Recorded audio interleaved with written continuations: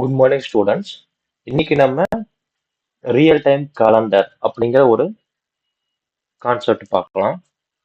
இது பார்த்தீங்கன்னா எதுக்காகனா, இப்போ டெய்லி உங்க கம்பெனியில ருட்டீன் மிஷின் வந்து இப்போ சாயங்காலம் ஒரு 6 o'clock ஆனால் ஆஃப் ஆயிடணும் அப்படிங்கிற மாதிரி இருக்கும். இல்லை மார்னிங் வந்து ஒரு 8 o'clock வந்து ஆன் ஆயிடணும், அந்த மாதிரி வந்து ருட்டீன் ஷெடியூல்ல இருக்கும்.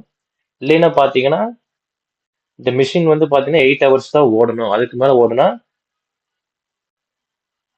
ப்ராப்ளம் ஆயிரும் அப்படிங்கிற பட்சத்துல வந்து பாத்தீங்கன்னா அந்த 8 hours ஆட்டோமேட்டிக்கா ஆஃப் பண்ற ஆஃப் பண்றதுக்காக இந்த ப்ரோக்ராம் செகண்ட்ஸ் காமிக்குது. செகண்ட் வந்து ரீட் பண்றதுக்கான ரிஜிஸ்டர் வேல்யூ. இது மினிட்டு, இது ஹவரு, இது வந்து பாத்தீங்கன்னா டே, என்ன டே அப்படிங்கிறது, இது மந்த்து, இது வீக்கு, இயர். இது வந்து என்னென்ன ரீட் பண்றதுக்கான அட்ரஸோட வேல்யூ. இதை வந்து இதுல நம்ம ஸ்டோர் பண்ணிடுறோம்.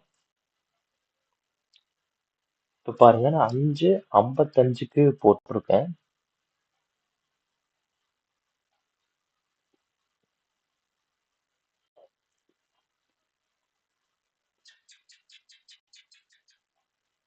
அஞ்சு 55க்கு எனக்கு மோட்டார் ஆன் ஆகணும்.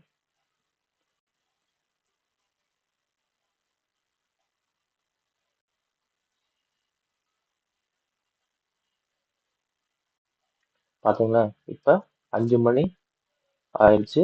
5:55 வந்த உடனே எனக்கு மோட்டார் ஆன் ஆகணும் அப்படிங்கிற மாதிரி நான் போட்டுட்டேன்.